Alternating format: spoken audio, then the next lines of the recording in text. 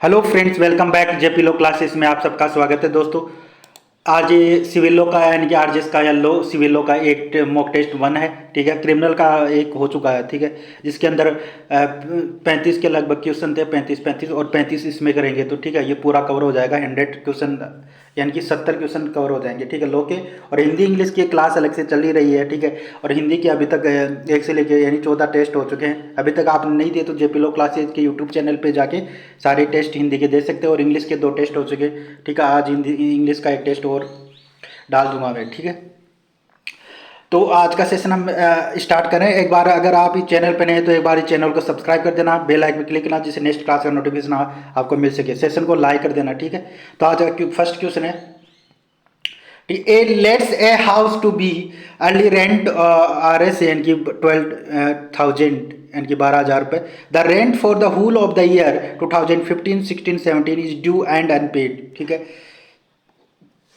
A should be NA should किया B को in 2018 only for the rent due for the year 2016, whether A can be afterward should for the rent due for the year 2015-16।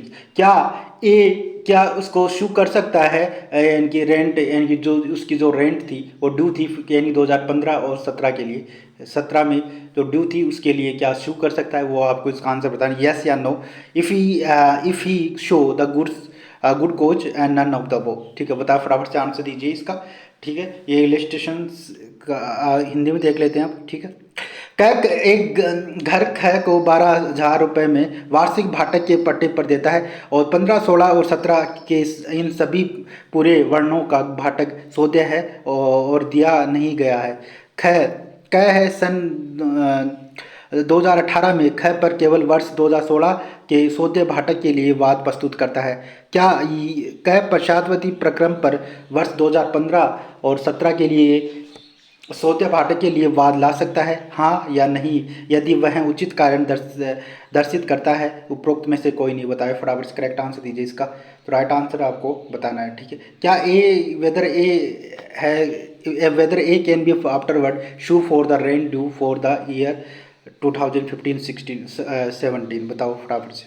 तो दोस्तों इसका right answer हो जाएगा option number and की second correct हो जाएगा, नो। तो वो वाद नहीं ला सकता। ठीक है, ये कौन से ऑर्डर में दे रखा है? ठीक है, तो इसका राइट आंसर हो जाएगा क्यों हिंदी के अंदर यानी कि ऑप्शन नंबर सेकंड का। ठीक है, ये ऑर्डर यानी कि ऑर्डर सेकंड में दे रखा है। ठीक है, ऑर्डर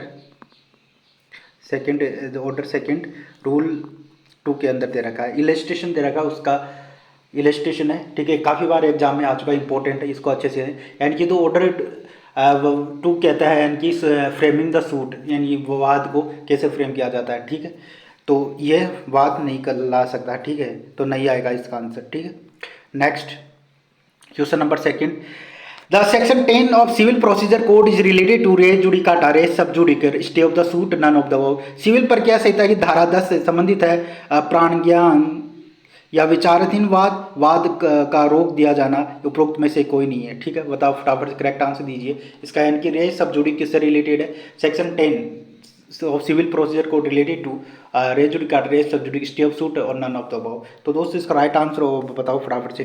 राइट आंसर ऑप्शन यानी कि ऑप्शन नंबर सेकंड, रेस सब जुड़ी के से रिलेटेड है। ठीक है, राइट आंसर हो जाएगा क्वेश्चन नंबर सेकंड का सेकंड ऑप्शन करेक्ट हो जाएगा। ठीक है, ठीक है जी, नेक्स्ट। तो हिंदी में इसका आंसर हो जाएगा ऑप्शन नंबर सेकंड, विचाराधीन वाद। ठीक है, विचाराधीन वाद ये होता है कि जो विचाराधीन, अगर आपने एक वाद मतलब आपने जैसे राजस्थान में शो कर मतलब दायर कर दिया। ठीक है, एक वाद आपने एक केस यानी कि राजस्थान में आपने हाई कोर्ट के अंदर वाद ला वहाँ पे चालू है। ठीक है, और दूसरा अगर वाद आप वहाँ पे दायर कर रहे हो, ठीक है, जैसे दिल्ली में आप दायर कर रहे हो, तो सेम वाद आप वहाँ पे नहीं ला सकते, इसलिए कोर्ट वहाँ पे क्या इनकार कर देगा। ठीक है, तो उसको कहते रहे सब जुडिक। ठीक है, तो आप विचाराधीन वाद वहाँ पे नहीं ला सकते। ठीक है, तो अगर राजस्थान में चल रहा है तो राजस्थान में चलेगा, तो वहाँ पे अगर आप दिल्ली में नहीं ला सकते सेम वाद। ठीक है, सेम विचाराधीन वाद आप वहाँ पे नहीं ला सकते। ठीक है, तो रहे सब जुड़ी उसकी बात करता है। ठीक है, question number third, section 96 of civil procedure code apply to appeal from against the injunction order या ओरिजिनल डिग्री या restoration order under order 9 rule 13 none of the above. Civil प्रक्रिया संहिता की धारा 96 अपील में लागू होती है, वो बताना। तो निषेधाज्ञा आदेश के विरुद्ध या मूल डिक्री आदेश 9 रूल नियम 13 अंतर्गत पुनर्स्थापना आदेश उपरोक्त में से कोई नहीं। Section 96 civil procedure code apply to appeal from original degree पे अप्लाई होगा, ठीक है। Original option number second is correct हो जाएगा, ओरिजिनल डिग्री पे अप्लाई, यानी मूल डिग्री पे, ओरिजिनल डिग्री पे अप्लाई होगा और मूल डिग्री पे अप्लाई होगा, ठीक है। ओरिजिनल डिग्री पे अप्लाई होगा, ठीक है। नेक्स्ट क्वेश्चन नंबर 4 का आंसर दीजिए फटाफट। Where the person committed public nuisance, ठीक है। Where a person committed public nuisance, option number 1, he is liable to criminal prosecution under IPC. Suit may be filed against him under section 91 of civil procedure code. Suit for damages may be filed against him, या all of the above। जब कोई व्यक्ति lock nuisance करता है तो वह भारतीय दंड संहिता के अंतर्गत आपराधिक अभियोजन के लिए उत्तरदायी है। ऑप्शन नंबर 2, सिविल प्रक्रिया संहिता की धारा 91 के अंतर्गत उसके विरुद्ध वाद ला सकता है, या ऑप्शन नंबर 3, उसके विरुद्ध क्षतिपूर्ति का वाद लाया जा सकता है, या उपरोक्त में से सभी। तो बताइए फटाफट से करेक्ट आंसर दीजिए क्वेश्चन नंबर 4 का। तो पब्लिक न्यूसेंस सेक्शन 91 यानी कि सीपीसी का 91 सेक्शन कहता है सीपीसी का, ठीक है। तो वो क्या वाद आप पब्लिक न्यूसेंस जो कमिट करते हैं वो किस पे किया जाता है, ऑप्शन में दे रखा है, ठीक है। तो इसका राइट आंसर होगा ऑप्शन नंबर ओ, सभी पे लाया जा सकता है, ठीक है। यानी कि वह भारतीय दंड संहिता के अंदर आपराधिक अभियोजन के लिए उत्तरदायी है। सिविल प्रक्रिया संहिता 91 अंतर्गत उसके विरुद्ध भी लाया जा सकता है और उसके विरुद्ध क्षतिपूर्ति का वाद भी लाया जाए, यानी कि द सूट फॉर डैमेजेस में भी फाइल अगेंस्ट हिम, ठीक है। पब्लिक न्यूसेंस का वाद ला सकता है, ठीक है। क्वेश्चन नंबर 5 का आंसर दीजिए।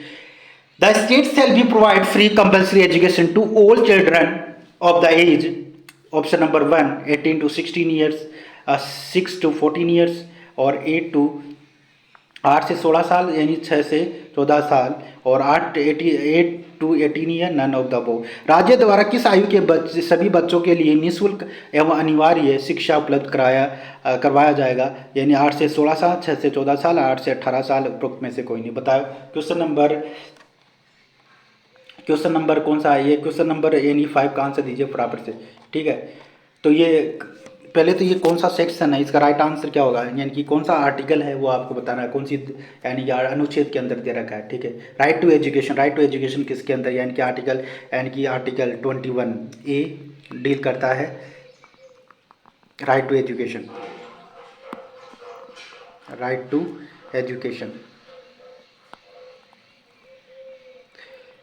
एजुकेशन की बात करता है, ठीक है। तो इसका राइट आंसर यानी कि the state shall be provide free and compulsory education to all children to age 6 to 14 years in each manner as the state may by law determine, ठीक है। तो राज्य क्या कर सकता है, यानी कि वो शिक्षा देगा फ्री कंपल्सरी एजुकेशन उन बच्चों को जो 6 से लेकर 14 साल के हैं, ठीक है। उनके लिए ये क्या है, फ्री और कंपल्सरी एजुकेशन यानी कि फ्री शिक्षा है, ठीक है। तो ये राइट ऑप्शन हो जाएगा, ऑप्शन नंबर यानी सेकंड इज करेक्ट आ जाएगा, ठीक है। 6 से 14 ईयर, 6 से 14 ईयर, ठीक है। ये आप 6 से 14 ईयर एक बार सही कर लेना, ठीक। 6 से 14 ईयर करेक्ट हो जाएगा, ठीक है। तो state shall be provide, very important article है, ये काफ़ी बार एग्जाम में आ चुका है, इसको अच्छे से याद कर लें, ठीक है। यहाँ से एक अमेंडमेंट का क्वेश्चन जरूर पूछता है कि ये अमेंडमेंट कब हुआ था आर्टिकल 21A में, ठीक है। तो आर्टिकल 21A का अमेंडमेंट कब हुआ था, और ये 6 to 14 ईयर ऐसा क्वेश्चन आ सकता है, ठीक है। The state shall be provide free compulsory education to all children the age of 6 to 14 year, ठीक है। तो ये 86 अमेंडमेंट ये कब हुआ था, अमेंडमेंट राइट टू एजुकेशन यानी कि शिक्षा का जो अधिकार है, तो ये मूल अधिकार है, ये कब मतलब इसका ये कब अमेंडमेंट हुआ था, यानी 86 कब जोड़ा गया था, 86 अमेंडमेंट एक्ट, 86 अमेंडमेंट एक्ट यानी कि 2002 में, ठीक है, 2002 में किया गया था। 86 अमेंडमेंट वेरी इंपॉर्टेंट सेक्शन है, आर्टिकल है ये। 86 अमेंडमेंट एक्ट 2022 के अंदर ये अमेंडमेंट किया गया था, राइट टू एजुकेशन था। State shall be provide free and compulsory education to all children for age to 6 to 14 year. यह आर्टिकल है, article deal with 21A 21A यानी कि 21 के अंदर दे रखा है, 21 यानी कि अनुच्छेद 21 के अंदर ये दे रखा है, ठीक है। 86 जो ये अमेंडमेंट हुआ था 2000 में, ठीक है, 2002 के अंदर हुआ था, ठीक है, 2002 के अंदर हुआ था। 2002 में, ठीक है। 86 अमेंडमेंट हुआ था, ठीक है, इंपॉर्टेंट है, याद रखना इसको अच्छे से। बताओ क्वेश्चन नंबर 6 का राइट आंसर दिए, which is not related to freedom to manage religions affair under constitution of India, ठीक है। क्वेश्चन नंबर 6 का राइट आंसर दीजिए। ऑप्शन नंबर 1, यानी कौन सा जो रिलेटेड नहीं है, भारतीय संविधान के अंतर्गत धार्मिक कार्यों के प्रबंध की स्वतंत्रता से जुड़ा विकल्प नहीं है, वो आपको बताना कौन सा विकल्प नहीं है, freedom to manage religions affair under constitution of India. Option number 1, establish and maintain institutions for religious and charitable purpose. Option number 2, manage to own affair in matter of religions. Option number 3, administrator such properly in accordance with law. या option number 4, the payment of taxes for promotions of any particular religion. Hindi में देख लेते हैं, भारतीय संविधान के अंतर्गत धार्मिक कार्य के प्रबंध की स्वतंत्रता से जुड़ा विकल्प कौन सा नहीं है, धार्मिक स्वतंत्रता है उससे विकल्प कौन सा नहीं है। ऑप्शन नंबर 1, धार्मिक और पूर्व प्रयोजनों के लिए संस्थाओं की स्थापना और पोषण करना, या अपने धर्म विषयक कार्य के प्रबंध करने का, ऐसी संपत्ति का विधि अनुसार प्रशासन करने का, या किसी विशिष्ट धर्म की अभिवृद्धि के लिए करों का संदाय करना, ठीक है। तो फटाफट से इसका करेक्ट आंसर दीजिए। क्वेश्चन नंबर यानी कि क्वेश्चन नंबर ये कौन सा 6 का राइट आंसर कौन सा हो जाएगा, तो ये कौन सा है आर्टिकल, यानी कौन सा आर्टिकल डील करता है, ठीक है। ये आर्टिकल कौन सा है, आर्टिकल है 26 डील करता है, यानी कि freedom to manage religion affair and constitution of India, ठीक है। तो इसके अंदर सारी चीज़ आ जाएगी, ठीक है। यानी कि आर्टिकल ये कौन सा है 26 के अंदर, ठीक है, 26 के अंदर आ जाएगा, ये आ जाएगी, ठीक है। To establish maintain institution for religion charitable purpose, to manage is own affair matter of religion, to administrate such properly according to law. ये सारी चीज़ें इसके आर्टिकल 26 यानी कि आर्टिकल 26 के अंदर आ जाएगी, ठीक, आर्टिकल 26 के अंदर। और आर्टिकल 27 या 27 बोलता है, इसका राइट आंसर हो जाएगा ऑप्शन नंबर यानी कि 4 हो जाएगा, ठीक है। To payment tax for promotion of the particular religion, ये आर्टिकल बोलता है अनुच्छेद यानी कि 27 की बात करता है, ठीक है। आर्टिकल 27 बात करता है द पेमेंट और tax promotion any particular religion, यानी कि जो अनुच्छेद यानी 27 अनुच्छेद आर्टिकल यानी कि जो अनुच्छेद 27 बात करता है किसी विशिष्ट धर्म की अभिवृद्धि के लिए करों का संदाय। और बाकी ये जो तीनों हैं ये आर्टिकल 26 के अंदर डील किया जा सकता है, ठीक है। तो ऑप्शन नंबर 4 इज करेक्ट हो जाएगा, ठीक है। नेक्स्ट, अगर आप इस चैनल पर नए हैं तो एक बार चैनल को सब्सक्राइब जरूर कर लेना और सेशन को सब लाइक करते चलें, ठीक है। सेशन अगर अच्छा लग रहा है आपको, ठीक है। तो द क्वेश्चन नंबर 7 का आंसर दीजिए फटाफट से, इंपॉर्टेंट क्वेश्चन है सारे, ठीक है, एग्जाम में आने वाले हैं, ठीक है। तो provision as to administration of tribal area state of Assam Meghalaya Tripura Mizoram in which schedule of this constitution of India. Option number 1 3rd schedule, और ऑप्शन नंबर 2 8th शेड्यूल, या 5th शेड्यूल, या नन ऑफ द अबव। भारतीय संविधान की किस अनुसूची में असम मेघालय त्रिपुरा मिजोरम राज्यों के जनजातीय क्षेत्रों के प्रशासन के लिए बारे में उपबंध है? 3री अनुसूची, 8वीं अनुसूची, या 5वीं अनुसूची, उपरोक्त में से कोई नहीं। ये अनुसूची कौन से में दे रखी है वो आपको बताना है। ये फटाफट से करेक्ट कौन इसका राइट आंसर दे सकता है। और लास्ट में कमेंट बॉक्स में अपना स्कोर जरूर लिखना कि कितना हुआ, और कौन सा क्वेश्चन आपको नहीं आ रहा उसको एक कॉपी के अंदर नोटबुक में लिख लो, जैसे एग्जाम में मानो वहाँ से क्वेश्चन आ गया तो वो आपको एग्जाम में गलती ना हो, ठीक है। तो ये इंपॉर्टेंट क्वेश्चन, यहाँ से एक क्वेश्चन आने के चांस है, ठीक है। तो अनुसूची से एक क्वेश्चन आने का चांस है, सारी अनुसूची को आप अच्छे से याद कर लो, ठीक है। जो 12 अनुसूची दे रखे हैं सब 12 सबको अच्छे से याद कर लो उनको, ठीक है। तो यहाँ बताओ कि ये provision administration tribal area Assam Meghalaya Tripura Mizoram, जिसे हम AMTM के नाम से भी हम इसको याद करते हैं ट्रिक के साथ, तो ये कौन सी अनुसूची के अंदर दे रखा है तो वो आपको बताना है, ठीक है। तो दोस्तों यानी कि इसके अंदर राइट आंसर हुआ नन ऑफ द अबव, ठीक है। एक सेकेंड, ठीक है। इसका right answer none of the above, इनमें से कोई, ये कौन सी अनुसूची है, नहीं है इनमें से, ठीक है। ये 6 शेड्यूल के अंदर दे रखा है, 6 शेड्यूल के अंदर यानी शेड्यूल क्या है, यानी 6 अनुसूची सूची के अंदर ये दे रखा है, ठीक है। 6 अनुसूची डील करता है इनकी भारतीय संविधान की अनुसूची असम मेघालय त्रिपुरा मिजोरम जनजातीय क्षेत्रों में बारे में, ठीक है। और 3rd जो शेड्यूल है वो किसकी बात करता है, ठीक है। 3rd शेड्यूल है वो किसकी बात करता है वो आपको देख लो। 3rd शेड्यूल यानी कि किसकी बात, ओथ की बात करता है। 3rd शेड्यूल किसकी बात, ओथ यानी शपथ की, ओथ की यानी शपथ की बात करता है, ठीक है। और आठवीं अनुसूची के अंदर हम भाषा की लैंग्वेज की बात करते हैं। आठवीं अनुसूची के अंदर कौन सी भाषा की बात करते हैं, यानी तो टोटल कितनी लैंग्वेज है आठवीं अनुसूची, यानी 22 भाषाएं हैं, ठीक है। यानी कि लैंग्वेज की बात की जाती है, यानी भाषा की लैंग्वेज, भाषा की बात की जाती है, ठीक है, भाषा की बात की जाती है, ठीक है। और जो फिफ्थ है एडमिनिस्ट्रेशन यानी कंट्रोल ऑफ द SC, ये फिफ्थ है administration control of the SC ST, ठीक है, ST फिफ्थ के अंदर दे रखा है, ठीक है। और जो एंड फर्स्ट जो शेड्यूल है उसके अंदर यूनियन टेरिटरी की बात करता है, स्टेट यूनियन टेरिटरी, ठीक है, ठीक है जी, क्लियर हो गया यहाँ तक, ठीक है। नेक्स्ट, और जो सेकंड है वो सैलरी की बात करता है, थर्ड है ओथ की बात करता है, ठीक है जी। यहाँ तक क्लियर, काफ़ी सारी मैंने अनुसूची आपको करा दी है, याद कर लेना, ठीक है, अच्छे से, ठीक है। नेक्स्ट है क्वेश्चन नंबर 8 का आंसर दीजिए फटाफट से।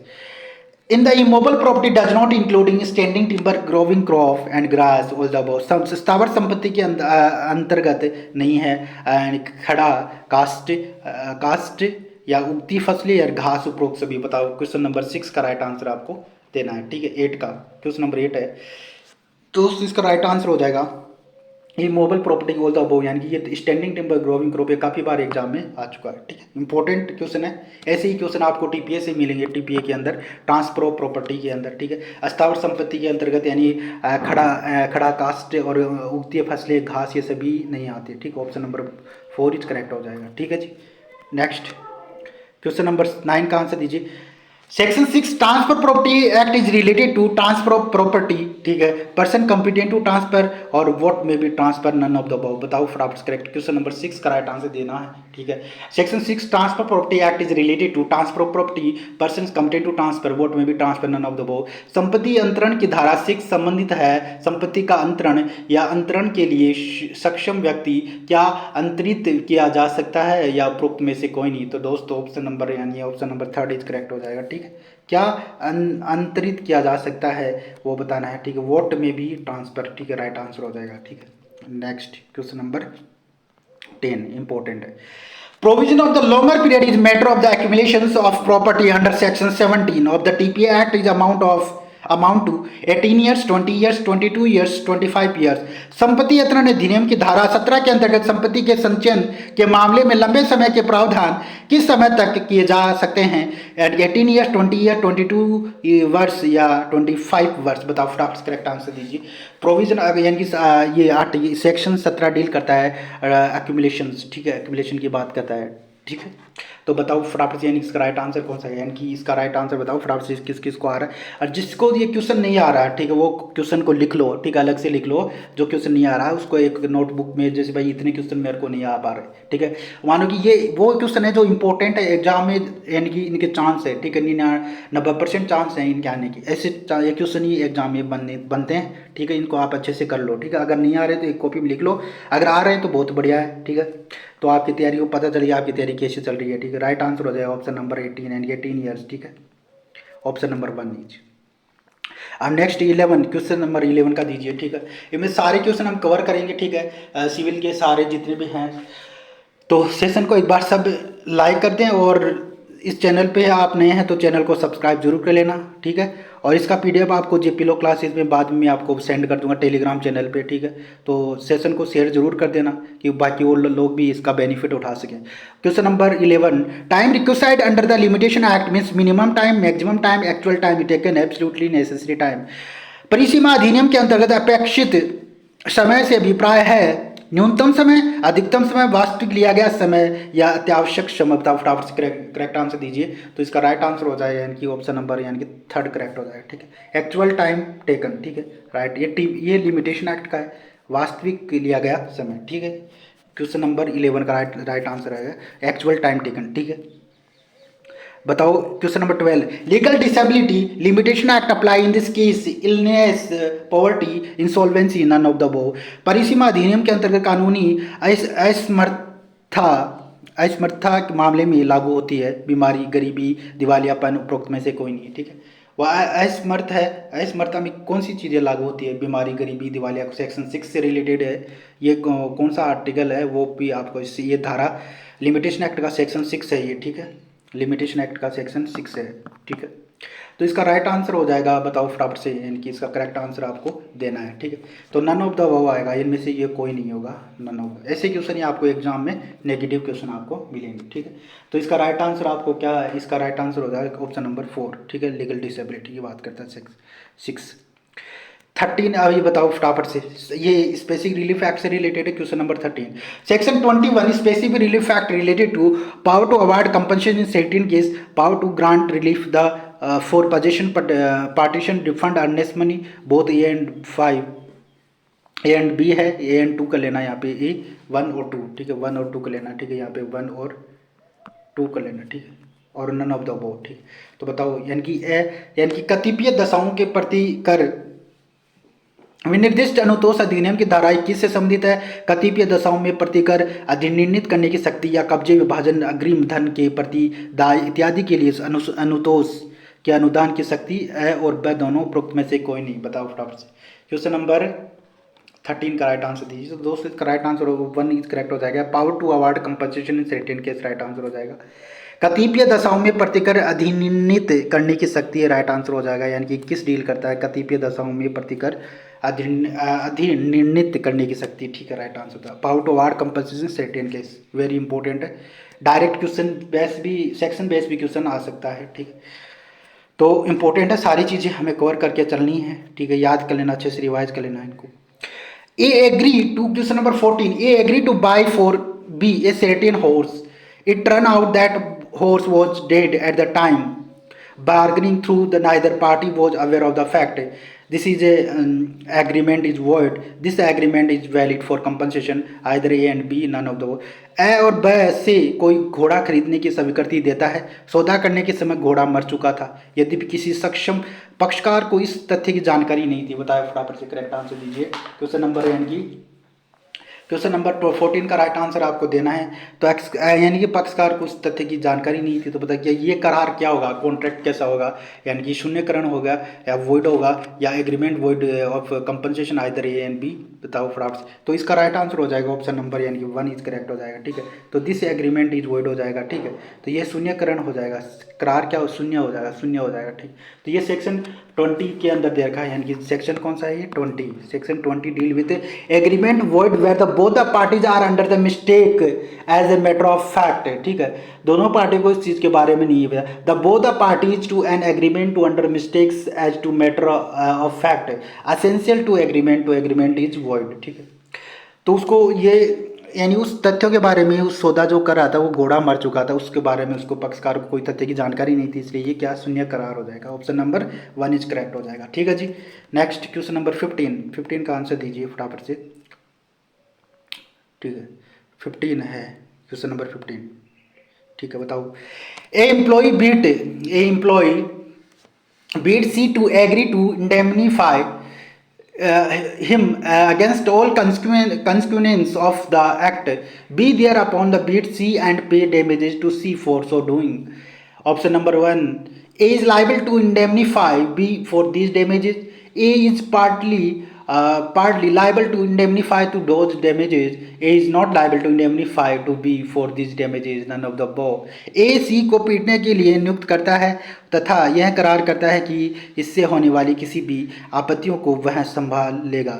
B C को पीटता है और ऐसा करने के लिए C को हर जाना देता है। तो ऑप्शन नंबर ए B द्वारा दिए गए हर जाने के लिए दायित्वाधीन है।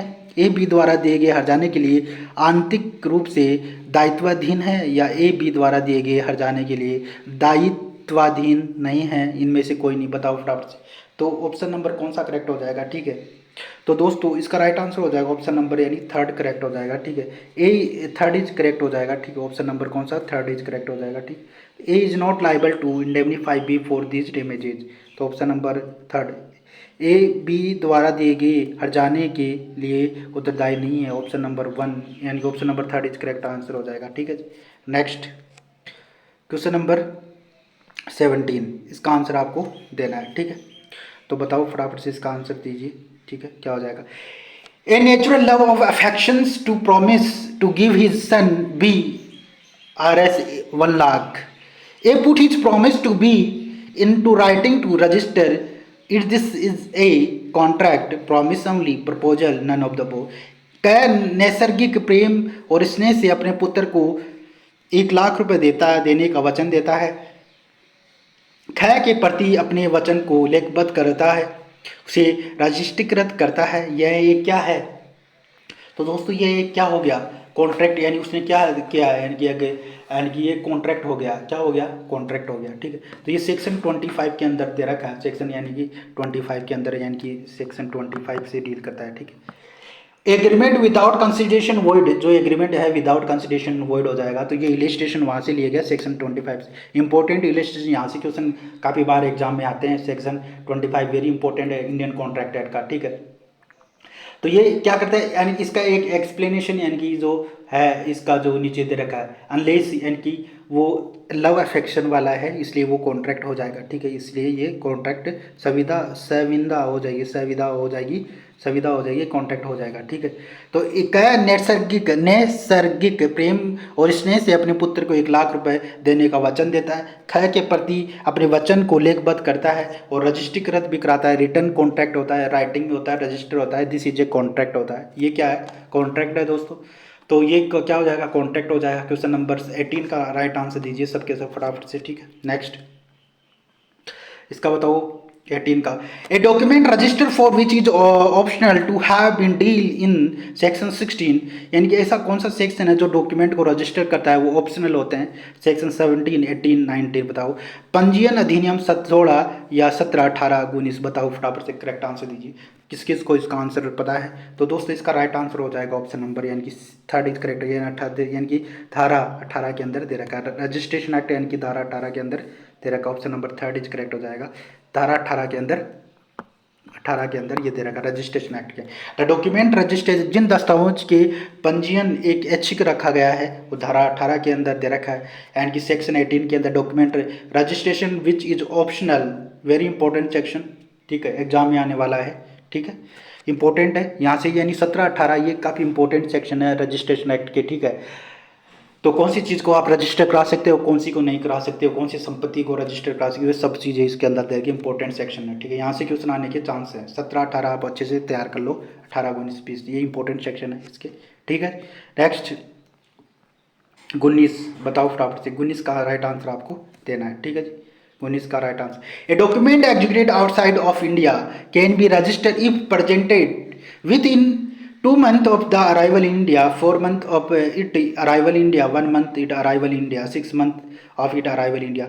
भारत के बाहर किसी भी दस्तावेज को निष्पादित किया गया यदि उसे पंजीयन के लिए प्रस्तुत किया जाए तो वह अवधि है भारत में पहुंचने के 2 माह में, भारत में पहुंचने 4 माह में, भारत में पहुंचने के 1 माह में, या भारत में पहुंचने के 6 माह में। बताओ फटाफट से, इंपॉर्टेंट क्वेश्चन है, एग्जाम में आने वाला क्वेश्चन है, इंपॉर्टेंट है। बताओ फटाफट से। A document executed outside India can be registered if presented with in 4 months।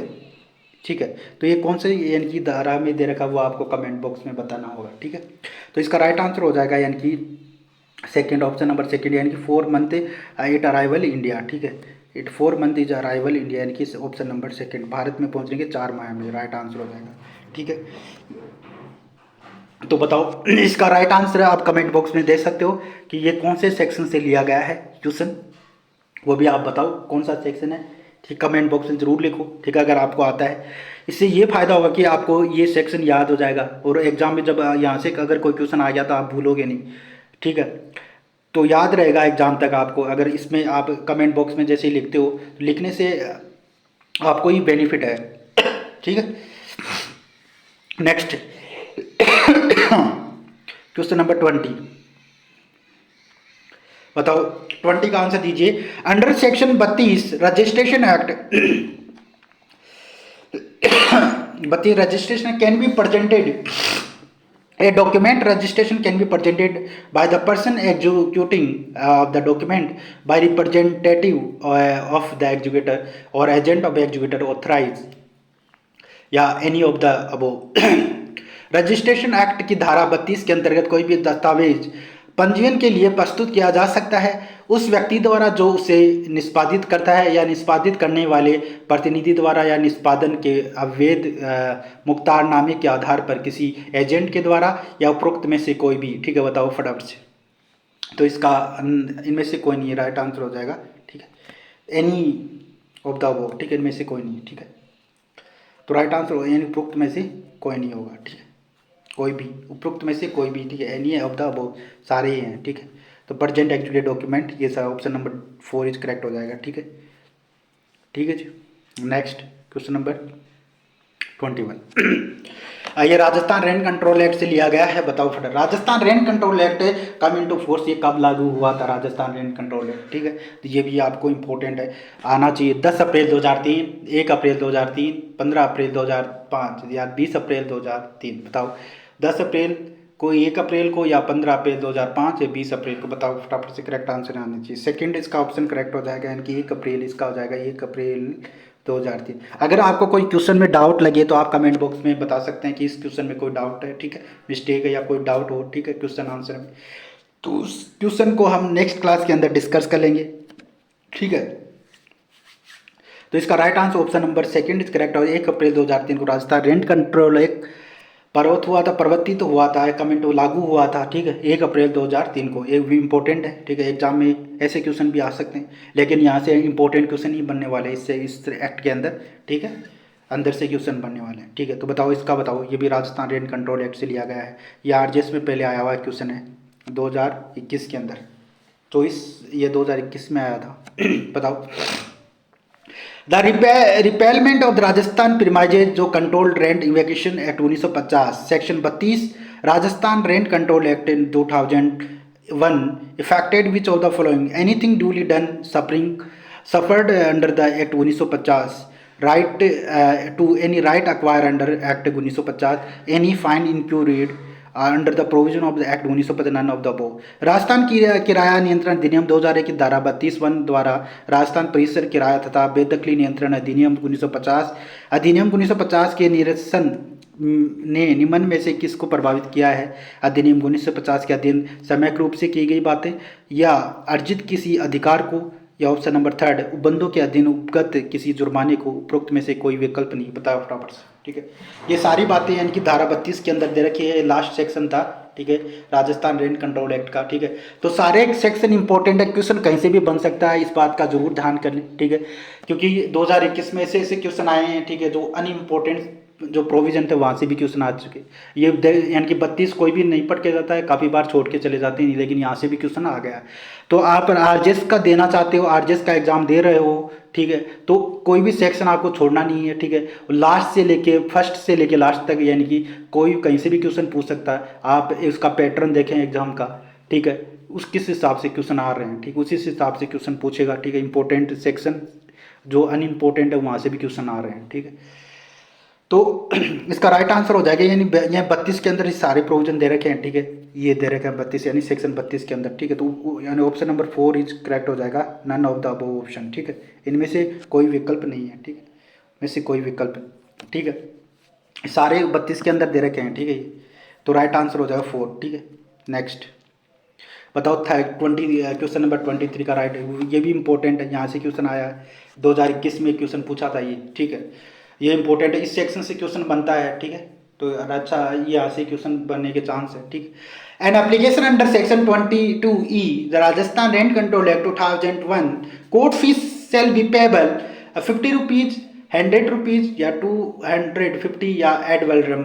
Rajasthan किराया अधिनियम नियंत्रण अधिनियम 2001 की धारा 22 के अधीन आवेदन पर न्यायालय फीस संदेह करे होगी 50 रुपये, 100 रुपये, 250 रुपये, या मूल्यानुसार। बताओ फटाफट से करेक्ट आंसर दीजिए, इसका राइट आंसर आपको देना है। ठीक है, तो इसका राइट आंसर हो जाएगा, ठीक है, कौन सा करेक्ट आंसर? ऑप्शन नंबर, यानी कि धारा ई से और 23, 24 में यानी कि आपको कितने रुपए? 100 रुपये का आपको एप्लीकेशन फ़ीस लगेगी। ठीक है, फीस कोर्ट फीस से डील करता है। ठीक है, ये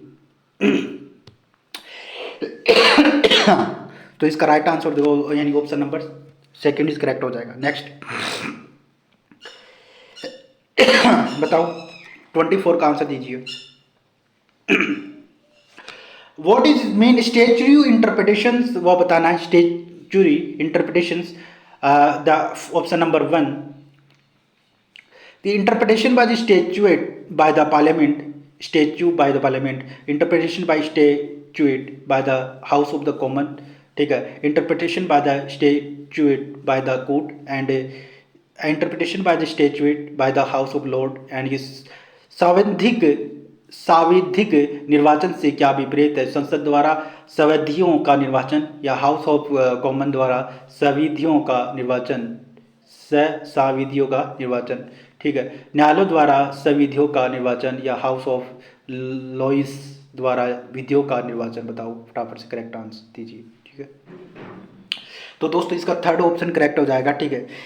ये statue of the interpretation, statue interpretation का मतलब क्या है, ठीक है, न्यायालयों द्वारा संविधियों का निर्वाचन, option number third is correct हो जाएगा। न्यायालयों द्वारा संविधियों का निर्वाचन हो जाएगा। Interpretation of the statue of bye the court is right answer हो जाएगा, ठीक है जी। नेक्स्ट, ठीक है, इंपॉर्टेंट है, ठीक है। नेक्स्ट इसका राइट आंसर हो जाएगा, option number third is correct, ठीक है। ठीक है, नेक्स्ट 25 का दीजिए फटाफट से। Under the provision of Rajasthan rent control act 2001 which of the following is not requested regarding the inspection rented premise. ये क्वेश्चन 2 बार पूछ चुका है यहाँ से एग्जाम में, ठीक है, काफ़ी बार ये एग्जाम में क्वेश्चन आया हुआ है, इंपॉर्टेंट है, घुमा के क्वेश्चन पूछ रहा है यहाँ से बार बार। 25 का इसका राइट आंसर देना है, ठीक है। Option number 1, prior intimidation of the at last 7 days shall be given to tenant or the premises shall be inspections in daytime, ठीक है। The such inspection shall not be carried out more than once in 3 months. Such inspection shall be carried out only in the presence of the tenant। बताओ राजस्थान किराया नियंत्रण अधिनियम 2001 की प्रावधान नांतर्गत किराए पर दिए गए परिसर का निरीक्षण करने के संबंध में निम्न में से क्या अपेक्षित नहीं है? किराएदार को कम से कम 7 दिवस की पूर्व सूचना देनी होगी। परिसर का निरीक्षण के दिन के समय किया जाएगा, ठीक है, ये भी बात भी सही है। ऐसा निरीक्षण 3 मास में एक बार से अधिक नहीं किया जाएगा, ये बात भी सही है। तो ऑप्शन नंबर 1 इज करेक्ट है, ये भी करेक्ट है, तो option number 4 is correct, right answer हो जाएगा, ठीक है। ऐसे निरीक्षण किराएदार की उपस्थिति में ही किए जाएंगे, ऐसा कुछ नहीं लिखा हुआ है एक्ट के अंदर, ठीक है। तो ऑप्शन नंबर 4 इज करेक्ट हो जाएगा, ठीक है। तो यहाँ से क्वेश्चन 2 बार एग्जाम में आ चुका है, ठीक है, आरजीएस में इंपॉर्टेंट है। तो इस सेक्शन अच्छे से, जो सेक्शन में करा रहा हूँ वो इंपॉर्टेंट सेक्शन है, ठीक है, वहाँ से उस डायरेक्ट को पढ़ लो उस सेक्शन को, ठीक, अच्छे से, वहाँ से क्वेश्चन आने के चांस है। ठीक है, तो इसका right answer option number 4 is correct हो जाएगा, ठीक है। नेक्स्ट इसका दीजिए क्वेश्चन नंबर 26 का राइट आंसर दीजिए। भारतीय भागीदारी जो अधिनियम है धारा 2 क्लोज बी के अंतर्गत कारोबार शामिल है under section 2B of Indian partnership act business including एक व्यापार या उपजीविका एवरी ट्रेड ऑक्यूपेशन और हर जो उपजीविका वर्ती एवरी ऑक्यूपेशन और प्रोफेशन हर व्यापार और उपजीविका और व्रति, ठीक है, every trade occupation and profession हर व्यापार और व्रति, ठीक है, बताओ एवरी ट्रेड और प्रोफेशन, बताओ क्वेश्चन नंबर 26 का राइट आंसर आपको देना है, ठीक है। तो इसका राइट आंसर हो जाएगा ऑप्शन नंबर 3 इज करेक्ट हो जाएगा, ठीक है, यानी कि ये बिजनेस के इंक्लूड है, यानी कि every trade occupation of the profession is correct answer हो जाएगा, ठीक है, ठीक है, 3rd करेक्ट हो जाएगा, ठीक है। Next question number 27 section 9 of partnership act 1932 provides for भागीदारी अधिनियम 1932 की धारा 9 का क्या प्रावधान है? General duties of the partner भागीदारों के सामान्य करते हुए पार्टनरशिप एट विल इच्छा अनुसार भागीदारी या पर्टिकुलर पार्टनरशिप विशेष भागीदारी या कंडक्ट ऑफ बिजनेस, बताओ फटाफट व्यवसाय का संचालन, ठीक है। क्वेश्चन नंबर 27 का राइट आंसर आपको देना है, तो इसका राइट आंसर हो जाएगा ऑप्शन नंबर यानी 1 जनरल डायरी की बात करता है, general duties of the partner यानी कि भागीदारों के समय सामान्य करते हुए राइट आंसर हो जाएगा। क्वेश्चन 9 डील करता है general duties of the partner, ठीक है। नेक्स्ट क्वेश्चन नंबर 28 माल विक्रय अधिनियम 1930 की प्रभाव आया है, sales of good acts 1930 come into force, ये कब लागू हुआ था? 1 अप्रैल 1930, 1 जुलाई 1930, 1 दिसंबर 1930, 30 जनवरी 1930, ठीक है, बताओ यहाँ से राइट आंसर आपको बताना है। Sales of good acts come into force on 1 July 1930 को लागू हुआ था, ठीक है, 1 जुलाई 1930 यानी option number 2 1 July 1930 right answer हो जाएगा, ठीक है जी। नेक्स्ट क्वेश्चन नंबर 29 भावी माल को माल विक्रय अधिनियम 1930 की परिभाषित किया गया है। The future goods has been defined sales of good act 1930 section धारा 2 क्लोज 5 धारा 2 क्लोज 6 धारा 2 क्लोज 7 2 क्लोज 8 बताओ बराबर से। तो फ्यूचर गुड्स को कहाँ डिफाइन करा गया, यानी भावी माल को का कौन से माल के विक्रय अधिनियम 1930 के अंदर परिभाषित किया गया है वो आपको बताना है। तो दोस्तों इसका right option number second is correct है, यानी कि धारा 2 क्लोज 6 के अंदर डिफाइन करा गया है फ्यूचर गुड्स को डिफाइन करा गया है। ठीक है जी। Next question number 30। Hindu Hindu marriage act 1955 1955 the provision of the divorce by mutual consent was added by an amendment act 1964, amendment in 1978, amendment in 1976 और अमेंडमेंट 1980। हिंदू विवाह अधिनियम 1955 में पारस्परिक संपत्ति यानी पारस्परिक सहमति से विवाह विच्छेद का उपबंध जोड़ा गया है 1964 में या 1976 के संशोधन द्वारा, 1978 के संशोधन, 1980 के संशोधन द्वारा। ये हिंदू मैरिज एक्ट से लिया गया है। ठीक है, ये संशोधन कब हुआ था? Mutual consent divorce by mutual consent से। ठीक है, तो इसका राइट आंसर हो जाएगा तो ऑप्शन नंबर यानी कि थर्ड इज करेक्ट हो जाएगा, यानी कि अमेंडमेंट एक्ट 1976 यानी कि संशोधन, यानी कि यहाँ पे थोड़ा ऑप्शन ऊपर नीचे हो गया है। ठीक है, 1976 के संशोधन द्वारा अमेंडमेंट 1976 वेरी इंपॉर्टेंट। ठीक है, म्यूचुअल कंसेंट वाला। ठीक है, नेक्स्ट बताओ इसका 31। A child born of voidable marriage under Hindu law legitimate, illegal या illegitimate, none of the above. Hindu विधि के अंतर्गत शून्यकरण के शून्यकरणीय विवाह की संतान होती है, धर्मज, अधर्मज, अवध, इनमें से कोई नहीं। बताओ फटाफट से करेक्ट आंसर दीजिए। क्वेश्चन नंबर 31 का राइट आंसर आपको देना है। ठीक, तो ये क्या हो जाएगी? लेजिटिमेट हो जाएगा। कौन सा? ऑप्शन नंबर 1 इज करेक्ट हो जाएगा। ठीक है, ठीक है जी, और ऑप्शन नंबर 1 इज करेक्ट हो जाएगा, इसका राइट आंसर हो जाएगा लेजिटिमेट, यानी धर्मज है, धर्मज माना जाएगा उसको। ठीक है, चाइल्ड यानी किसी विधि के अंदर शून्यकरणीय विवाह की संतान होती है, धर्मज होती है। लेजिटिमेट हो, child born is voidable marriage under Hindu law is legitimate child, उसको क्या कहते हैं? लेजिटिमेट चाइल्ड, यानी कि धर्मज बच्चा होता है वो। ठीक है, 32 इसका बताओ। Provision for maintenance pendente lite is Hindu marriage act the 1955 is given section 22, 25, 24, 25, यानी वादकालीन भरण पोषण का प्रावधान हिंदू विवाह अधिनियम 1955 की किस धारा में दे रखा है? ठीक है, इसका बताना है 22, 25, 24, 23। बताओ फटाफट करेक्ट आंसर दीजिए यानी कि पेडेंट लाइट का ये जो डॉक्ट्रिन है, ये इसका मतलब क्या है? ये लैटिन शब्द दे रखा है, मेंटेनेंस ऑफ द पेडेंट लाइट। ठीक है, मुकदमेबाजी का यानी कि इंतजार करना, यानी जो मुकदमेबाजी है उसका इंतजार करना, यानी कि ये काफ़ी इंपॉर्टेंट सेक्शन है। ठीक है, मेंटेनेंस से रिलेटेड है, में काफ़ी समय लग जाता है। ठीक, तो बताओ ये कहाँ पे प्रोविजन दे रखा है? 22, 25, 24, 23 बताओ। ठीक, तो इसका राइट आंसर आपको 32 का देना है। ठीक, तो ये क्वेश्चन नंबर, अगर आपको क्वेश्चन आ रहा है तो फटाफट इसका आंसर दीजिए। ठीक है, तो इसका राइट आंसर हो जाएगा, यानी कि ऑप्शन नंबर 3 इज करेक्ट हो जाएगा। ठीक है, 24 के अंदर दे रखा है, धारा 24 के अंदर ये प्रोविजन दे रखा है, मेंटेनेंस पेडेंटेलाइट, ये मुकदमेबाजी, ठीक है, का इंतजार करना, ये कहाँ पे दे रखा है? 24 के अंदर दे रखा है। ठीक है, next 33। Under Muslim law right of shufa is firstly is available सफ़ी ई जार को या सफ़ी ई सारिक को या सफ़ी ई खालील को।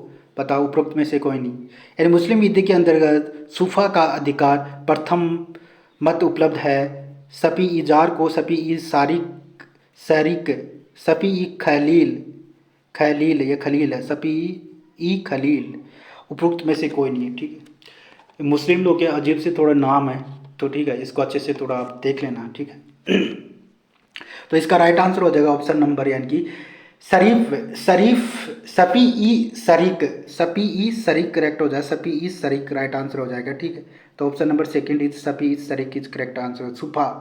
Sofa is firstly available Muslim law right, ये मुस्लिम लॉ में, यानी सफ़ी ई सफ़ी ई सरीक इज करेक्ट आंसर हो जाएगा, option number second. Next question number 34, which of the following is not a source of Muslim law. Muslim law में सोर्स कौन सा नहीं है वो बताना है। निम्नलिखित में से कौन सा मुस्लिम विधि का स्रोत नहीं है? कुरान, इजमा या सुन्नत या श्रुति। बताओ फटाफट से करेक्ट आंसर दीजिए। 34 का राइट आंसर दीजिए। तो दोस्तों इसका राइट आंसर होता है श्रुति। श्रुति इज राइट आंसर हो जाएगा ऑप्शन नंबर 4 इज। ये मुस्लिम विधि के अंदर नहीं आती। फिर इसमें क्या आता है? कुरान आता है, इजमा आता है, सुन्नत आता है। ठीक है, नेक्स्ट क्वेश्चन नंबर 35। ठीक है, लास्ट क्वेश्चन हो रहा है, 35 क्वेश्चन है last. In case divorce the period is iddat is 4 month, 3 lunar month, 2 lunar month या नन ऑफ द वो। विवाह विच्छेद की दशा में इद्दत की अवधि क्या होती है वो बताएं। 4 महीने, 3 चंद्रमास, 2 चंद्रमास, उपरोक्त में से कोई नहीं। ठीक है, बताओ फटाफट से। ठीक है, वेरी इंपॉर्टेंट क्वेश्चन है। डिवोर्स में कितना पीरियड इद्दत होता है, इद्दत पीरियड आपको बताना है। ठीक है, विवाह विच्छेद की दशा में इद्दत की अवधि क्या होती है वो आपको बताना है। 3 lunar, option number second, 3 lunar month. ठीक है, 3 मास, वेरी इंपॉर्टेंट राइट आंसर। ठीक है, नेक्स्ट। ठीक है, आज का सेशन यही कंप्लीट होता है। ठीक है, और 35 क्वेश्चन थे, इसका राइट आंसर हो जाएगा। लास्ट क्वेश्चन था, इसका राइट आंसर आपको मिल जाएगा। ठीक है, इसका राइट आंसर आपको हो जाएगा, यानी कि 3 चंद्रमास, 3 लूनर मंथ। ठीक है, राइट आंसर हो जाएगा। ठीक है, तो एक बार जाते जाते सब सेशन को लाइक कर दें, शेयर कर दें और कमेंट बॉक्स में अपने लास्ट में 35 में से कितने क्वेश्चन आपके सही हुए। ठीक है, स्कोर भी बताना है। कोई क्वेश्चन अगर नहीं आ रहा तो उसको लिख लो आप एक नोटबुक के अंदर। सारे क्वेश्चन इंपॉर्टेंट है, सेक्शन भी इंपॉर्टेंट है। ठीक है, जो मैं बता रहा हूँ वो सेक्शन भी आपको याद है ही नहीं है, उनको याद करो। ठीक है, इंपॉर्टेंट है। ठीक है, रिवाइज हो जाएगा सारे क्वेश्चन आपको। ठीक है, सेशन को एक बार जाते जाते सब लाइक कर देना, शेयर कर देना और इस चैनल को सब्सक्राइब कर लेना अगर आप इस चैनल पर नए हैं तो। ठीक है, मिलते हैं फिर नेक्स्ट क्लास के अंदर।